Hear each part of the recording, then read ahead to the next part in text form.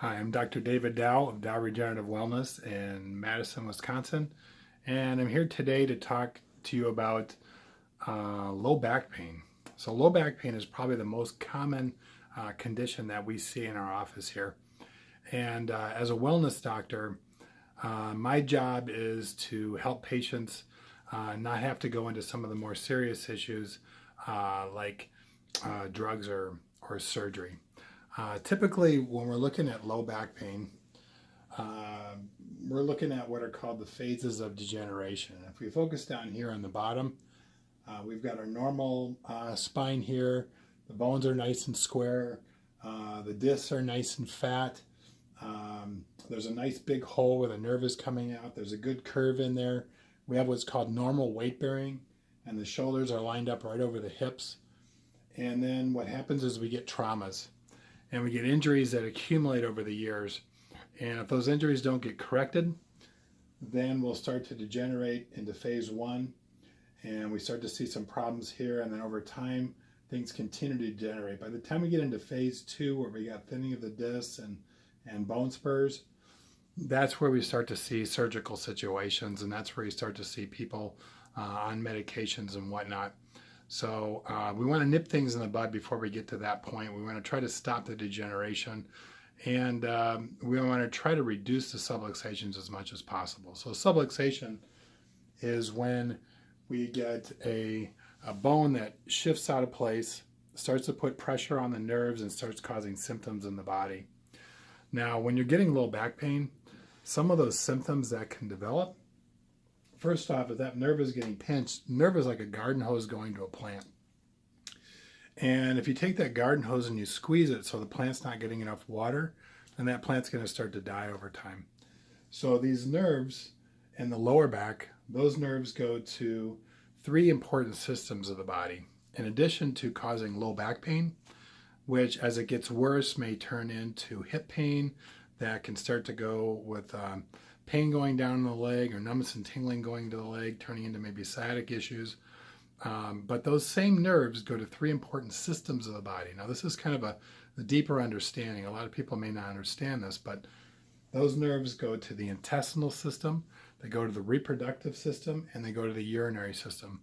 So early on, you may notice urgency and frequency type problems that later on will turn into incontinence. And you may have heard of people with terrible low back, maybe surgical situations, that people will lose bowel and bladder function.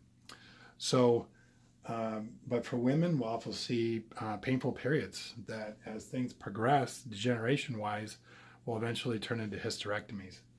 We'll see, for men, ED problems.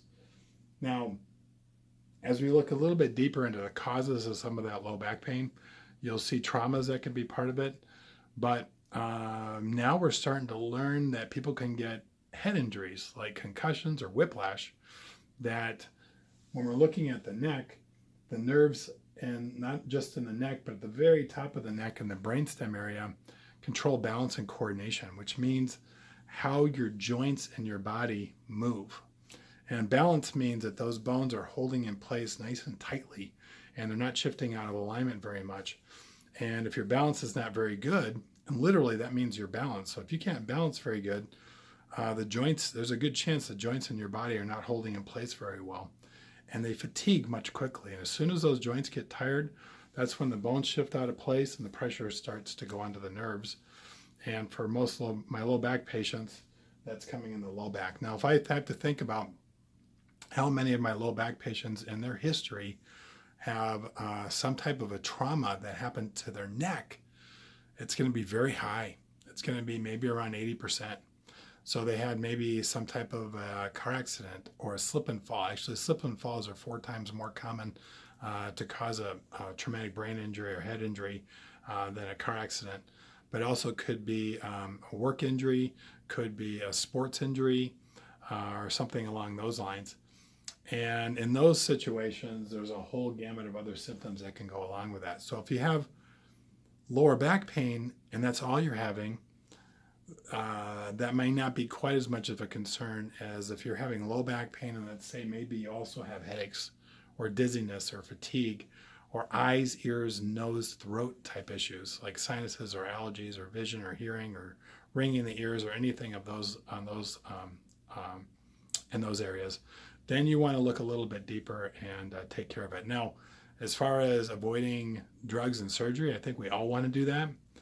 But right now, the FDA, because of the opioid epidemic, is encouraging more people to seek chiropractors, to seek acupuncturists, and even massage therapists instead of taking the medications and the painkillers because of how people are becoming so addicted to that. And I'd like to encourage people to kind of go in that direction. If you got any more questions about what we do, again, this is Dr. Dow. I'm here in Madison, and we're at Dow Regenerative Wellness.